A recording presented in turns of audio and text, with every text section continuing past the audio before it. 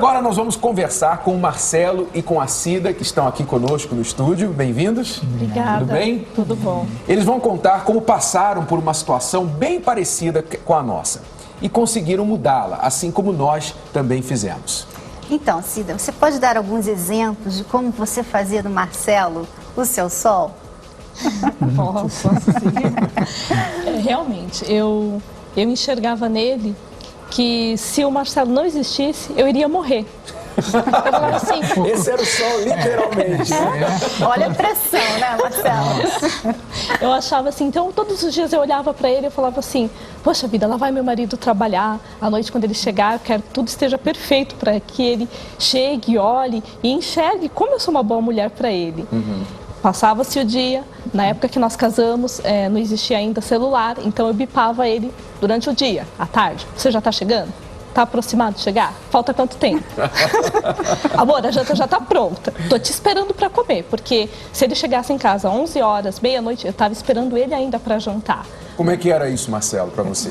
Eu não percebia esses detalhes, né? Esse capricho, porque saía de madrugada, chegava bem tarde. Então, focado no trabalho, porque para mim, ela imaginava que eu era o sol. E eu queria dar o melhor, e era só trabalho. Por mais que ela fizesse o de melhor, eu não percebi em função disso. Eu sempre gostei eu incentivar ela de ter a sua própria vontade, eu compartilhava, eu apoiava ela nisso, mas tinha uma dependência realmente muito grande, né? Muito grande. Ele era meu sol e eu vivia a sombra dele. E muitas vezes eu falava assim, olha, eu não sou teu Deus. Você, quando reflete lá atrás, naqueles períodos que você fazia dele o seu sol, hoje você entende por que você era assim? Entendo, acho que era insegurança. Eu tinha muito medo que ele me deixasse. Queria tanto que ele me percebesse assim, eu queria tanto ser uma boa mulher para ele falar assim, nossa, ela me satisfaz em 100% que eu jamais vou deixá-la, que eu fazia isso. Então eu vivia correndo atrás dele, vivia realmente à sombra dele. Então era um medo que ele viesse te deixar. Exatamente. Esse medo vinha de onde? Você já tinha sido deixada por outro relacionamento? Não, porque quando nós nos casamos, eu me casei bem jovem com ele, né? Eu acho que porque as minhas prioridades estavam invertidas. Eu enxergava nele um valor maior do que a mim mesma. Então eu amava ele a mais do que a mim. É uma coisa interessante que você está falando, porque quando a pessoa não ama a si mesma, ela não está em condições de amar a outra. E se ela começar a desenvolver um sentimento por outra, esse sentimento poderá ser até nocivo para ela, prejudicial, como foi o seu caso. Você ainda não se amava, mas começou a amar o Marcelo e aquilo se tornou doentio para você. Né? Já diz aquele ensinamento bem conhecido, amar o próximo como a ti mesmo. Quer dizer, primeiro você tem que amar a si mesmo, para você depois amar o próximo. Aliás, com toda essa atenção que você deu a ele, não preveniu o seu marido de traí-la. Quer dizer, aquele medo veio a acontecer, né? Literalmente, meu mundo caiu. Aí eu falei assim, mas e agora? Eu não posso morrer por causa disso, porque aquilo que eu imaginava que eu ia morrer, passou um dia, 2 dias, eu vi que eu não morri. Eu falei, então eu tenho que seguir minha vida. Tenho um filho, eu tenho que dar seguimento. E aí foi aonde que eu encontrei forças para mudar. O que levou à traição? Por mais que o homem ele possa trabalhar, ele quer chegar em casa, ele quer ver também, não só a casa arrumada, os filhos, a comida, mas ele quer perceber também algo diferente da esposa, né? E ela, de fato, passou um tempo, eu acho que eu não dá o retorno. Ela fica na expectativa de se doar tanto e eu zero, acabou causando a frustração e ela de não ter interesse, não se arrumar, muitas vezes até... E abrir mão de ser mulher. Quando ela queria, falou assim, então vamos sair. Aí ela me pedia atenção, tempo para nós, vamos sair então hoje? Ah não, eu já estou cansada. No meu ver, que quando queria ter um tempo para nós, ela já não tinha essa, em muitos momentos, ela não tinha essa disposição. Porque ela já estava cansada, porque lavou, fez as coisas, tal, tudo mais, ela não tinha disposição. E eu ficava sem entender como é que ela me cobra tanto uma atenção, quando eu vou querer dar atenção, para a gente poder sair, conversar, não tinha, ela própria limitava isso aí.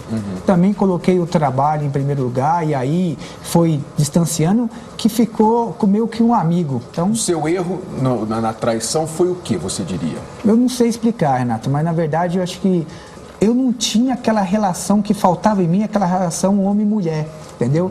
daquelas coisas mais, mais próximas, de se expressar, de até sair para namorar e tal. Então, nesse momento, nesse lapso aí que eu realmente cometi o maior erro da minha vida. Não justifica, nada justifica, hoje entendo, uma traição, não justifica. Mas tudo contribuiu. Você, a sua falta de atenção a ela, fatores, né?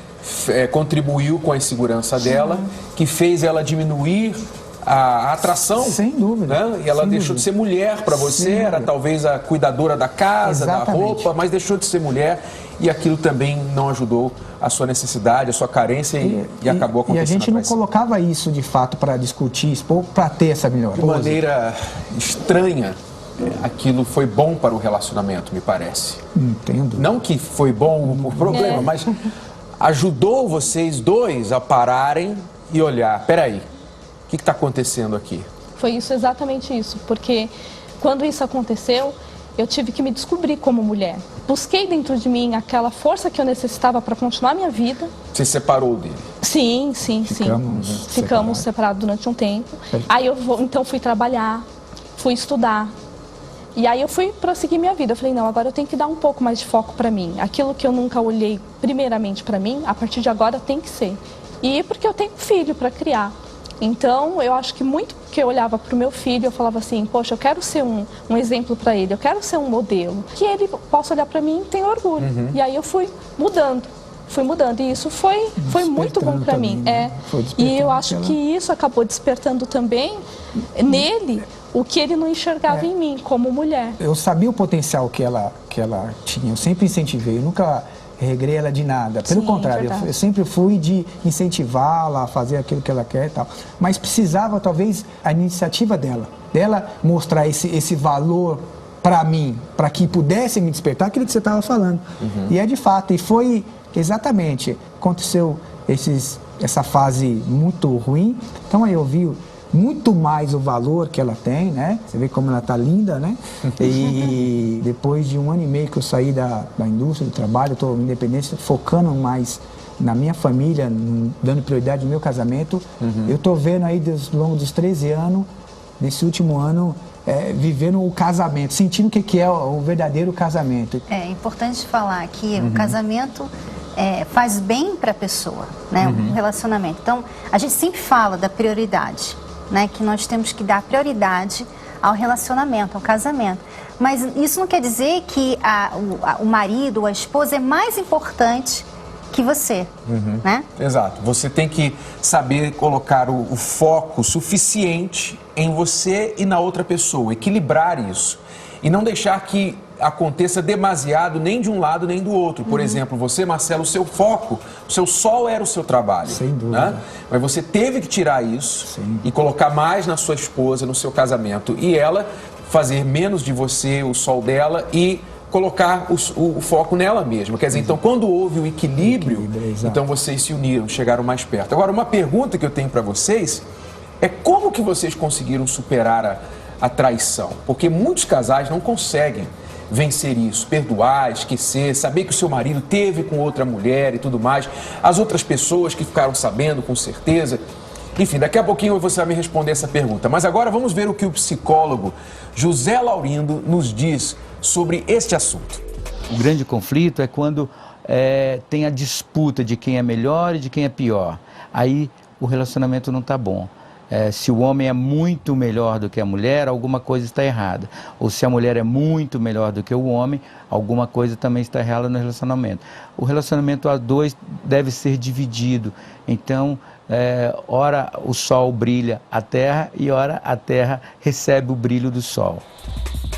Então, agora a Cida vai responder, e o Marcelo, como eles conseguiram superar a traição, que aconteceu há mais ou menos 5 anos, e resultado disso também teve uma criança, uma filha que hoje tem 5 anos. Não vive com vocês, vive com a mãe, não é isso? Então, Cida, conta aí, muitas mulheres não conseguem vencer isso. Acho que o que mais me ajudou foi o amor que eu sentia por ele, mas assim, o mais importante de tudo foi porque eu vi nele mudança de atitude. Porque eu enxerguei que realmente ele mudou, não ia voltar a fazer as mesmas coisas. E eu falei, então tudo bem, eu te amo, a gente vai esperar, vamos olhar para frente. Aí eu coloquei alguns limites. Então a gente tem alguns, né, alguns acordos, né, amor? Quais foram as condições que você se impôs para que continuasse o casamento? A partir de agora, então, as coisas têm que ser transparentes. Não pode existir mentira. E segundo, tudo tem que ser conversado. Toda vez que você tiver que falar com a mãe da sua filha, eu tenho que saber. A menina é linda, ela vai em casa, convive com os meus filhos também. Foi realmente um processo. Falei assim, eu não quero olhar para a criança porque uma coisa foi o que aconteceu, outra coisa foi o fruto, que a menina não tem nada a ver com a história, né? E eu não quero olhar para a criança e sentir em nenhum momento rancor ou me lembrar da dor que eu passei por causa disso.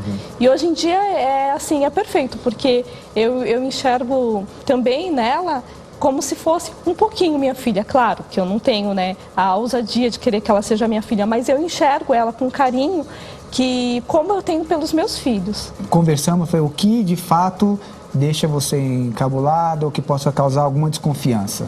E eu fui, obviamente, eliminando e conversamos. Então, é muito difícil a mulher que foi traída ainda ter que carregar uma filha que não tem nada no relacionamento e você reatar. E você vai levar isso para a vida, né? Então, eu vi o amor que ela tem por mim.